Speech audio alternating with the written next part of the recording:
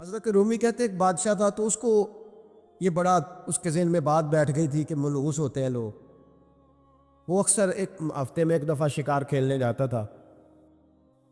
جب وہ جاتا تھا تو اپنے وزیروں سے کہتا کہ رستہ صاف کرا دو سارا, کوئی بندہ رستے میں نہ آئے, اگر کسی منحوس کے متھے لگ جاؤں تو میرا نا اس دن شکار ٹھیک نہیں ہوتا. ایک دفعہ کا ذکر ہے کہ بادشاہ نکلا شکار کے لیے تو رستے میں ایک بندہ آ گیا جو بیچارہ ایک آنکھ سے کانا, پتہ تھا سڑک پہ چڑھنا, بیچارہ غلطی سے چڑھ گیا, تھا بھی بندہ کانا, آنکھ سے نظر نہیں آتا تھا. بادشاہ کے رستے میں, اب بادشاہ کو بڑا غصہ, میرے رستے میں کیسے آ گیا, اب تیری شکل دیکھ لیا تو بندہ بھی منحوس قسم کا ہے, اب میرا شکار ٹھیک نہیں ہوگا. بادشاہ کہنے لگا اس طرح کرو, اس کو یہاں سڑک پہ باندھ دو. اس کو درخت کے ساتھ باندھ دیا, 2 سپاہی تلواریں دے کے کھڑے کر دیے, کہا میں واپس آتا ہوں, اگر تو میرا شکار ٹھیک ہوا تو یہ بچ جائے گا, اگر ٹھیک نہ ہوا اس کی خیر کوئی نہیں. ٹھیک ہے جی. بادشاہ شکار کھیلنے گیا. مزے کی بات کہ اس دن شکار بڑا ہی اچھا ہوا. وہ کہتا ہے زندگی میں کبھی اتنا شکار نہیں مارا جتنا آج مارا, بڑا زبردست رزلٹ اس دن نکلا. بادشاہ وہ جانور سارے باندھے, گھوڑوں پہ سوار کیے اور لے کے واپس آ رہا تھا. تو اب وہ بندہ بیچارہ صبح سے بھوکا پیاسا بندھا ہوا ہے, بچوں کی روزی کمانے نکلا, بادشاہ کے قابو آ گیا. وہ بندھا ہوا ہے, زبان باہر پیاس سے نکلی ہوئی ہے, بھوک ہے, تکلیف ہے, آزمائش ہے. کچھ لوگ تو ایسے ہوتے ہیں جو نا ظلم سہتے ہیں تو کہتے ہیں بس جان چھوٹ جائے, ہم کسی کو بتائیں گے نہیں. کچھ ایسے ہوتے ہیں جو کہتے ہیں ہم ظالم کا گریبان پکڑیں گے. وہ منافق ہے, یہ ظلم سہ کے چپ رہے. تو وہ اب تنگ بڑا تھا لیکن بندہ جیدار قسم کا تھا. اور شیخ سعدی کہتے ہیں تنگ آمد بجنگ آمد, جب کوئی تنگ آتا ہے تو پھر وہ جنگ کرتا ہے. اس کا جنگ کا پروگرام بنا ہوا. اس نے کہا مرنا تو ہے پر اس بادشاہ کو 2 سنا کے مرنا ہے, اس کو نہ کچھ سنا کے مرنا ہے, ذرا آلے صحیح, گردن تو کٹے گی پر میں نے نہ اس کو چھوڑنا نہیں. کیا تماشا ہے, مجھے باز گیا صبح کا. بادشاہ آیا تو بادشاہ بڑا راضی, شکار بڑا اچھا ہوا. کہنے لگا کھول دو اس کو. کھولا, وہ کہنے لگا میرا آج شکار بڑا اچھا ہوا ہے, لگتا تو مجھے یہ تھا کہ تیرا منہ دیکھا ہے تو شکار اچھا نہیں ہوا ہوگا, لیکن چونکہ بڑا اچھا ہوا ہے لہذا تجھے چھوڑتا ہوں, جا دوڑ جا. اب اس نے ارادہ کیا تھا 2 سنانی ہے, کھڑا ہو گیا. کہنے لگا بادشاہ تو نے تو سویرے میرا منہ دیکھا تھا, تیرا شکار تو بڑا اچھا ہوا ہے, پر میں نے سویرے تیرا منہ دیکھا تھا, میرا دن نہیں اچھا گزرا. میں بڑی تکلیف میں صبح سا, نہ پانی ملا ہے, نہ کھانا ملا ہے, نہ روٹی ملی ہے. اب مجھے بتا منحوس میں ہوں کہ تو ہوا ہے, اب بتا نحوست کس میں ہے, میرے اندر ہے کہ تورے اندر ہے, بتا. تو بادشاہ کانپنے لگ گیا, کہنے لگا اس کی گردن اڑانی ہے. اس نے کہا میں پہلے سے تیار ہوں گردن اڑوانے کی, سوچ سمجھ کے بات. قریب جو وزیر تھے نا وہ کہنے لگے بادشاہ ہم تجھے بڑی دیر سے سمجھا رہے ہیں کہ تو تہمات کا شکار ہے, تو وہمی ہو گیا ہے. ایک بات اپنے ذہن میں اچھی طرح بٹھا لیں اور لکھ لیں کہ زندگی میں جو کسی بندے کو کامیابی حاصل ہوتی ہے وہ رب تعالیٰ کی مدد سے حاصل ہوتی ہے. اگر رب تعالیٰ مددگار ہو تو پھر کوئی چیز بھی رستے میں رکاوٹ نہیں بنتی, اور اگر مالک کریم کو منظور نہ ہو, اس کا ذہن بڑی وسعت رکھتا ہو, بڑی اچھی پلاننگ کرنا جانتا ہو, سارا کچھ ہو, تو بندہ ناکام ہو جاتا ہے. مسلمانوں کو جتنی کامیابیاں ملی ان کا پس منظر صرف اتنا تھا کہ اللہ تبارک و تعالیٰ نے اپنے بندوں کی مدد فرمائی. اور اب تعالیٰ نے قرآن مجید میں اس حقیقت کا بیان کیا, فرمایا بل اللہ مولاکم, فرمایا بلکہ اللہ تمہارا مولا ہے, وَهُوَ خَيْرُ النَّاصِرِينَ, اور وہ بہترین مددگار ہے. وہ جو رب تمہارا مولا ہے وہ بہترین مددگار ہے, اور اگر وہ مدد کرے تمہاری, سورہ آل عمران میں آگے جا کے ارشاد فرمایا اگر اللہ مدد کرے تو پھر تم پر کوئی غالب نہیں آ سکتا, اور اگر وہ تمہاری مدد چھوڑ دے تو پھر کوئی تمہاری مدد کر سکتا, کوئی مدد نہیں کر سکتا. کچھ چیزیں ایسی ہیں جن سے اللہ کی مدد آتی ہے, مدد ملتی ہے. ایک چیز ان میں سے ایسی ہے جس سے بہت مدد نازل ہوتی, وہ ہے کہ جب رب آپ کو دے نا تو پھر آپ بھی اس کے رستے میں دے, پھر مدد آتی ہے, پھر اور آتا ہے. بخاری مسلم میں حدیث ہے, یہ زیادہ ہی توجہ طلب عمر ہے, اس پر آپ غور کریں گے. حضرت ابو ہریرہ فرماتے ہیں کہ نبی پاک علیہ السلام نے فرمایا ایک شخص نے بادلوں کے اندر سے آواز سنی کہ فلاں آدمی کا کھیت اور باغ خشک ہو گیا ہے، وہاں برسو اور اس کے کھیت کو سیراب کرو۔ کو بڑا حیران ہوا کہ بادل سے آواز آ رہی۔ پھر اس نے دیکھا کہ ایک پہاڑی پر بارش ہوئی، وہ بادل وہاں برسا، پھر نالیوں سے ہوتا ہوا پانی ایک طرف چلا۔ تو جس نے آواز سنی تھی، حضور بیان کر رہے ہیں، وہ بھی پیچھے پیچھے چلا کہ پانی کدھر جا رہا ہے۔ اس نے جا کے دیکھا کہ ایک مقام پہ ایک باغ کو وہ پانی لگ رہا ہے اور ایک آدمی وہ پانی لگا رہا ہے۔ اس نے اس سے پوچھا تیرا نام کیا ہے؟ اس نے کہا کیوں؟ کہنے لگا بتا نا۔ اس نے نام بتایا تو کہنے لگا یہی تو وہ نام ہے جو میں نے بادلوں کے اندر سے سنا ہے کہ فلاں کے کھیت کو پانی دے دو۔ اس نے کہا یار تو کیا عمل کرتا ہے کہ اسپیشل تیرے لیے بارش برسے؟ یہ بخاری پڑھ رہا ہوں، سیاستہ سے حدیث عرض کر رہا ہوں۔ اس سے پوچھا تو کیا کام کرتا ہے کہ جناب اللہ تبارک و تعالیٰ کا حکم کرم آیا کہ خاص تیرے لیے پانی برسے اور تیرے کھیت کو سیراب کرے؟ تو اس نے کہا چھوٹا ذمہ دار ہوں، پر جب فصل اگتی ہے تو 3 حصے کرتا ہوں۔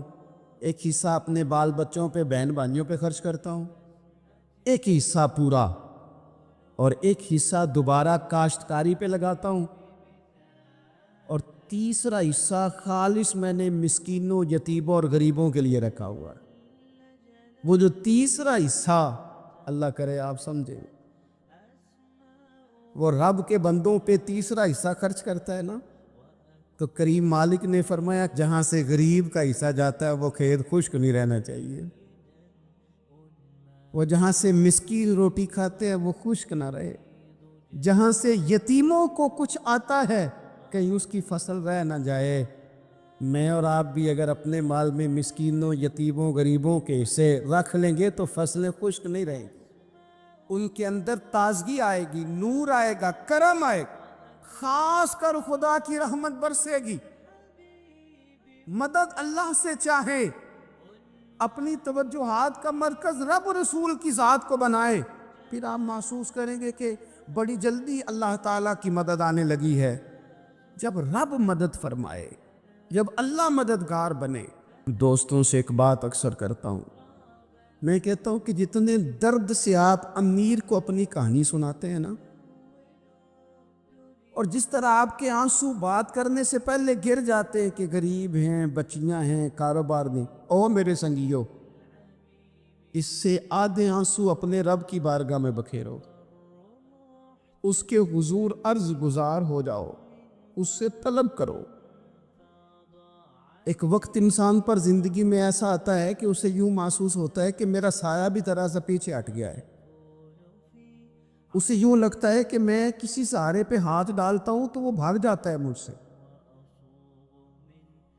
لیکن مالک کی بارگاہ ایسی عظیم بارگاہ ہے، رب رسول کے آستانے اتنے بڑے ہیں کہ آپ جب وہاں کشکول طلب دراز کرتے ہیں تو جھولی پھیلانے میں دیر لگتی ہے، ان کو بھرنے میں تو کوئی دیر نہیں لگتی۔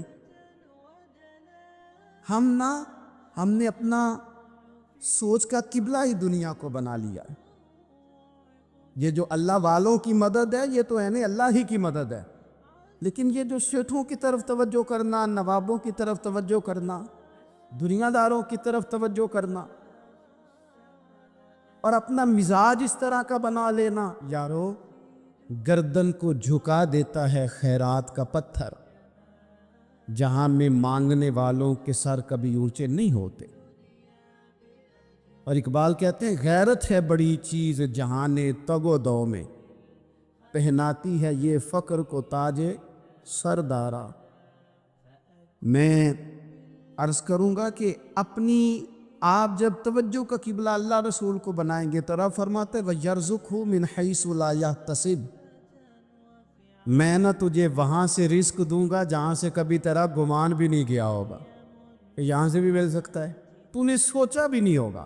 بخاری شریف میں حدیث ہے، حضرت جابر ابن عبداللہ فرماتے ہیں نبی پاک صلی اللہ علیہ وسلم نے 300 لوگوں کا ایک لشکر روانہ کیا کسی مہم کے لیے، کسی جہاد کے لیے۔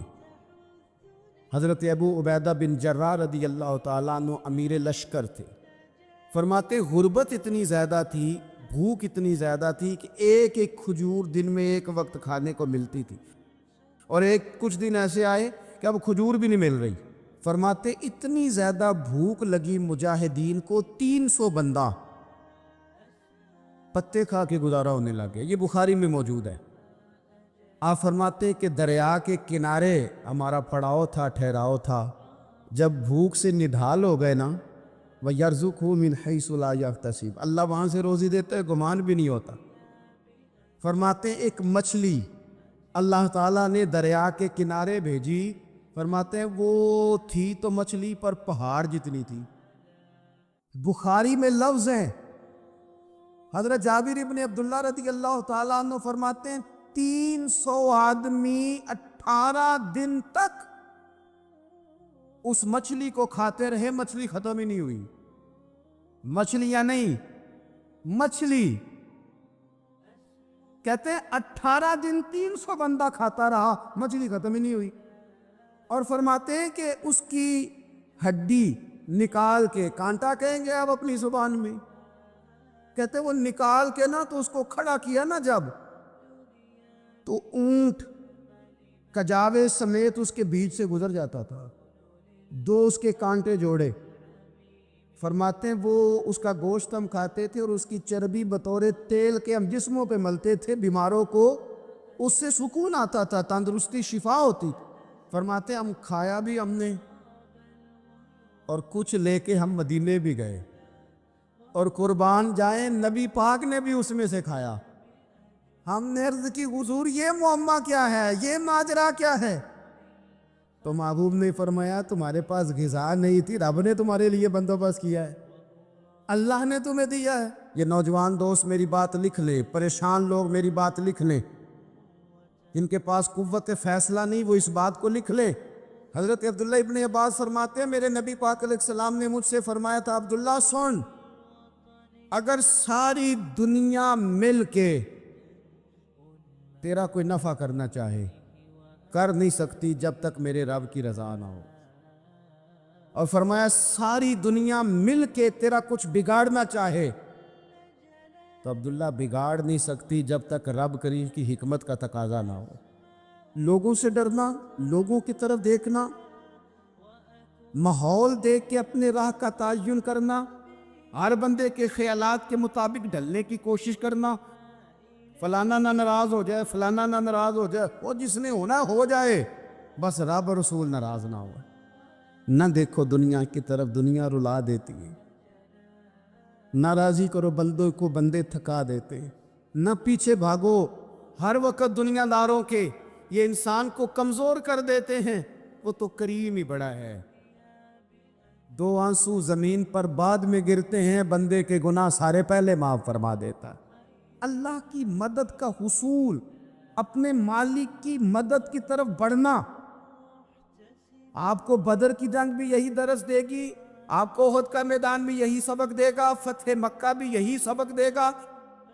اپنی زندگی میں اللہ کی مدد کی طرف بڑھیں، مالک کی مدد کا حصول اختیار کرنے کی کوشش کریں، اللہ کے ساتھ اپنے آپ کو جوڑیں۔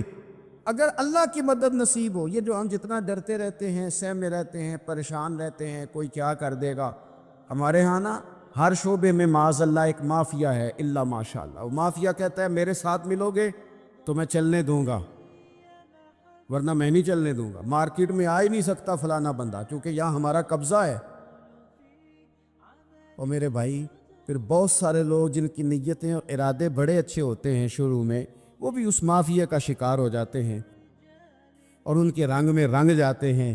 یاد رکھنا، کسی شخص کی بلیک میلنگ کا کبھی شکار نہ ہونا، کبھی کسی کی میٹھی اور مسجع مکفہ باتوں کا شکار نہ ہونا۔ کوئی کیا کر سکتا ہے اگر اللہ مددگار ہو تو؟ جس کو رب کریم اٹھانا چاہے اسے کوئی گرا سکتا ہے؟ ہم یہ ڈرے ڈرے، سہمے پریشان فیصلہ کرنے کی طاقت نہیں، مجھے چلنا چاہیے کہ نہیں، اٹھنا چاہیے کہ نہیں، کرنا چاہیے، اٹھ باندھ کمر کیوں ڈرتا ہے؟ پھر دیکھ خدا کیا کرتا ہے۔ اپنی زندگی میں اپنے مالک کو مولا جان کے، بل اللہ مولاکم، اللہ تمہارا مولا ہے، وَهُوَ خَيْرُ النَّاصِرِينَ، وہ بہترین مددگار ہے۔ توجہ جب بھی کریں رب کی جانب کریں، اپنے دل کا قبلہ درست رکھیں، سوچوں کے زاویے سیدھے رکھیں۔ میرے بھائی، مالک جب بندوبست کر دے نا، جب مالک بندوبست کر دے، پھر ایسا بندوبست کرتا ہے کہ لوگوں کے پاس نا چارہ نہیں رہتا۔ حضرت مریم رضی اللہ تعالی عنہا پاک باز تھی، مسجد میں رہی تھی، پر مالک کی حکمت کے تقاضے بڑے عجیب ہیں نا۔ پھر جناب مریم کو اللہ تعالیٰ نے بغیر شوہر کے اولاد عطا کر دی۔ یہ بات ہی ایسی تھی، کسی نے کہا تھا کہ مخلوق تو فنکار ہے اس درجہ کے پل بھر میں سنگے در کعبہ سے بھی اصنام تراشے، تم کون ہو کیا چیز ہے داغ کبابی، لوگوں نے تو مریم پہ بھی الزام تراشے۔ تو لوگوں نے کہا کدھر سے لے آئی بچہ، تیرا باپ تو ایسا نہیں تھا، کہاں سے لے آئی؟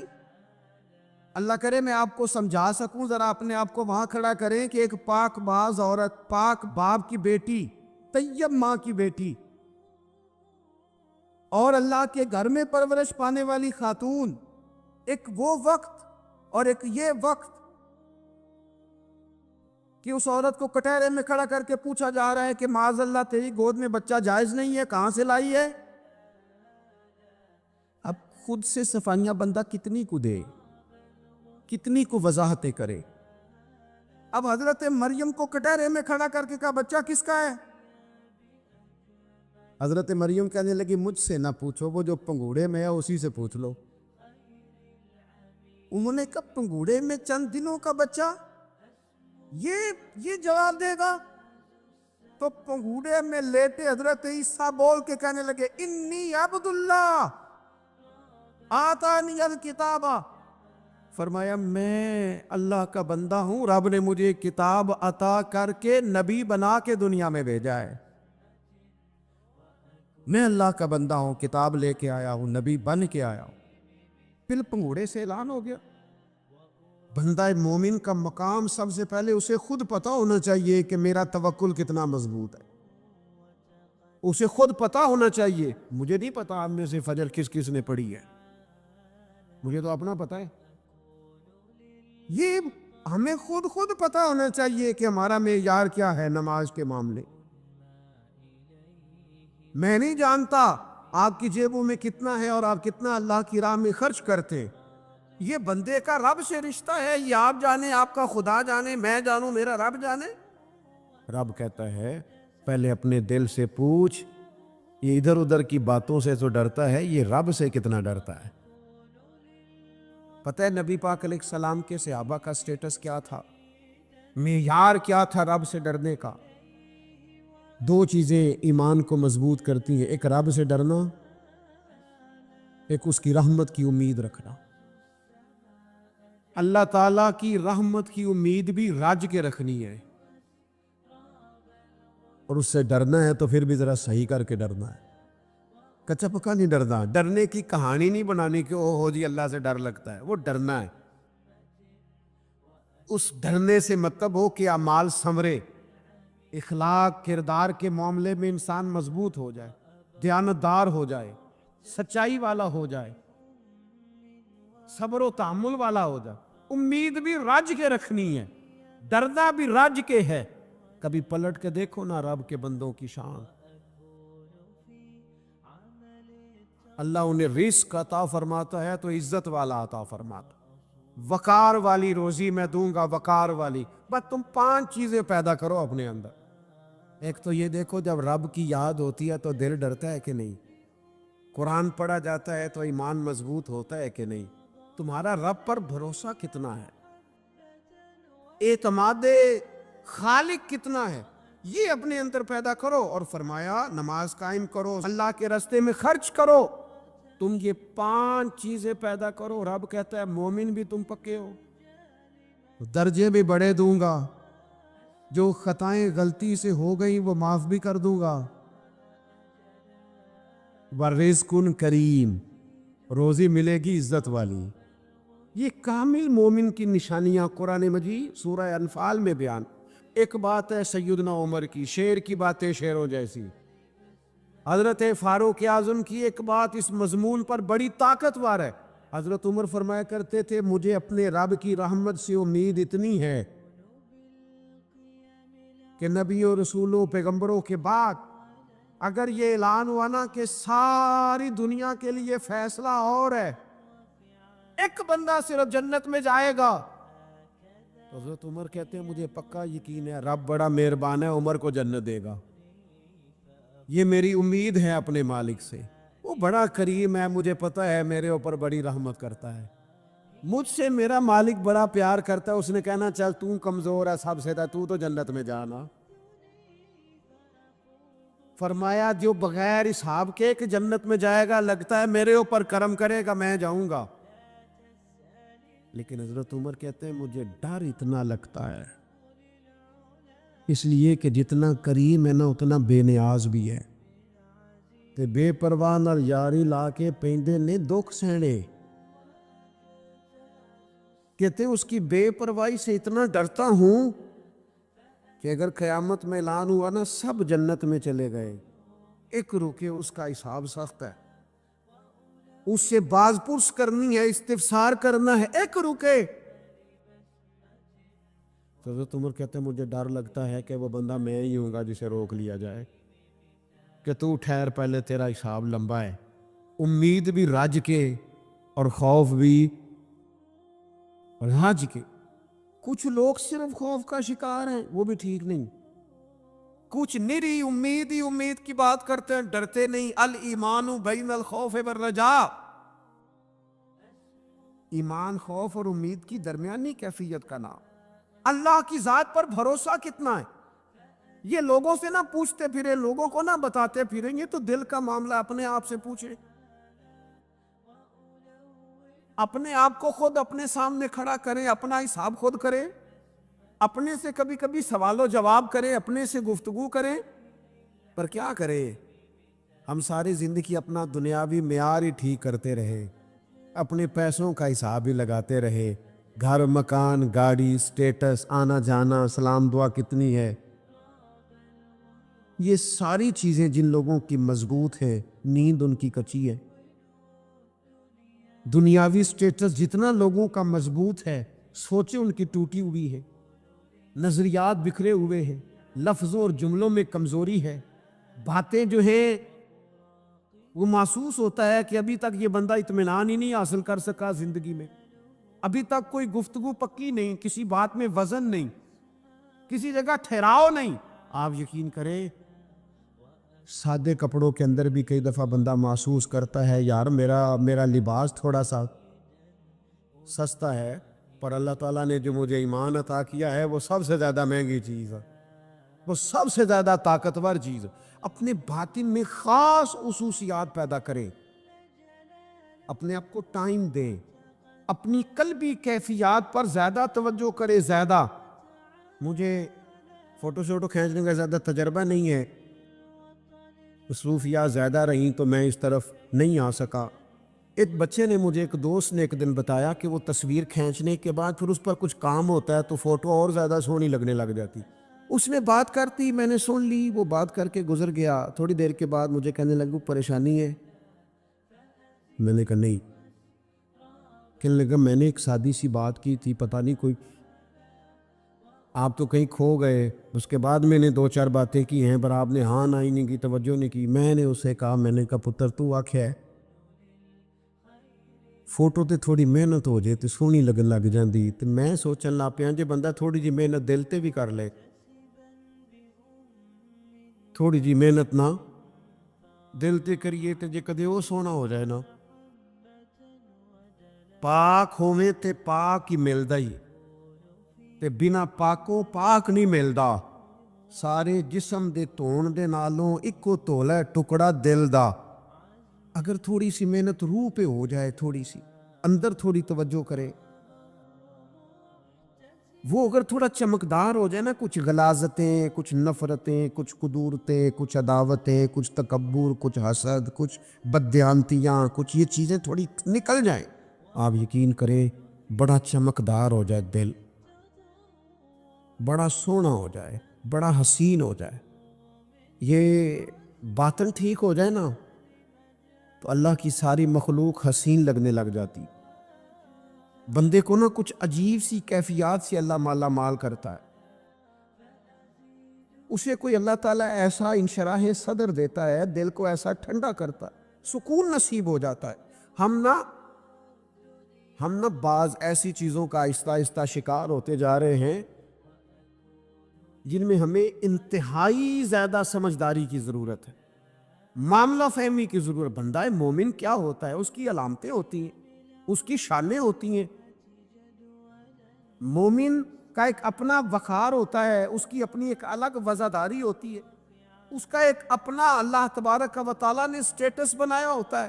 ہمیں اپنا معیار قائم کرنا چاہیے، اور معیار وہ قلب سے قائم ہوگا، وہ روح سے قائم ہوگا، وہ باطن سے قائم ہوگا. نبی اکرم نور مجسم شفیع معظم صلی اللہ تعالی علیہ وآلہ وسلم سے پوچھا گیا، یا رسول اللہ ایمان کیا ہے؟ ایک کیفیت کا نام ہے نا، ایمان کی صورت تو نہیں ہوتی، ایمان کا روپ تو نہیں ہوتا، وہ مجسم شکل میں تو نہیں ہوتا، ایک باطنی کیفیت ہے نا. یا رسول اللہ صلی اللہ تعالی علیہ وسلم آپ سب سے اعلیٰ، اس کا معیار آپ ہی جانتے، کریم بتا دیجئے، بندہ نوازی فرمائیے ایمان کیا ہے؟ تو نبی اکرم صلی اللہ تعالی علیہ وسلم نے فرمایا، جب تمہاری نیکی تمہیں خوش کرنے لگے اور جب تمہارا گناہ تمہیں غمگین کرنے لگے تو مطلب یہ ہے کہ تم مومن ہو. اور اگر گناہ کر کے بھی تم غمگین نہیں ہوتے، تکبر کر کے بھی تم غمگین نہیں، حسد کر کے بھی غمگین نہیں، حرام کھا کے بھی غمگین نہیں، لوگوں کا دل توڑ کے بھی غمگین نہیں، کسی کے حق پہ قبضہ کر کے بھی تمہیں غم کوئی نہیں، بہت سارے لوگوں کو بیوقوف سمجھ کر، نادان سمجھ کر، احمق کہہ کر، جاہل کہہ کر، عزتیں اتار کر بھی تم غمگین نہیں ہوتے، اس کا مطلب ہے تم نے معیار ایمان کو نہیں پایا. حضور فرمانے لگے نیکی خوش کرے اور گناہ تجھے غمگین کرے. آپ یقین کریں اب نہیں کرتا لوگوں کو گناہ غمگین. لوگ کسی بندے کا دل توڑ کے، اس کی عزت اتار کے، اسے پریشان کر کے، جھڑک کے کہتے ہیں آیا تھا بندہ سنائیا میں نے چار، وہ تو نے گناہ کر کے اب تو بتا رہا ہے. کسی کو ڈانٹ ڈپٹ کے دل توڑ کے کہانیاں سنا رہا ہے، چلاکیاں کر کے اور تیزیاں دکھا کے. یہ تو بندہ مومن کی شان نہیں ہے. میرے کریم نے تو فرمایا نیکی تجھے سکون دے، اور جب تو گناہ کر کے غمگین ہو تو اس کا مطلب ہے تم مومن ہو. تو فوراً عرض کی یا رسول اللہ پھر بتا دے گناہ کیا ہوتا ہے؟ تو حضور فرمانے لگے جو چیز تیرے دل میں کھٹکے وہی تو گناہ ہے. وہ جو چبھ رہی ہے نا، مومن کے دل میں غلطی چبھتی ہے، کھٹکتی ہے، اسے پریشان کرتی ہے یہ غلطی، اگر وہ چبھتی ہے تو پھر اس کا مطلب ہے وہ گناہ ہے. آج کل نا لوگوں نے گناہ کو گناہ سمجھنا چھوڑ دیا. کسی نے کہا تھا جنوں کا نام خرد رکھ دیا، خرد کا جنوں. جو چاہے آپ کا حسن کرشمہ ساز کرے،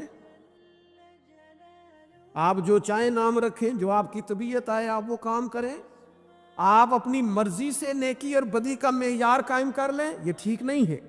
اللہ کے رسول صلی اللہ تعالی علیہ وسلم نے جو آئینہ ایک بندہ مومن کے لیے بنایا ہے، اس آئینے کو ہمیشہ برقرار رکھا جائے، اپنے اندر وہ علامات تلاش کی جائیں جو ایمان کے بعد مومن کے اندر تبدیلیاں آتی ہے، قلبی طور پر، روحانی طور پر اور اخلاقی طور پر. میں دیکھتا ہوں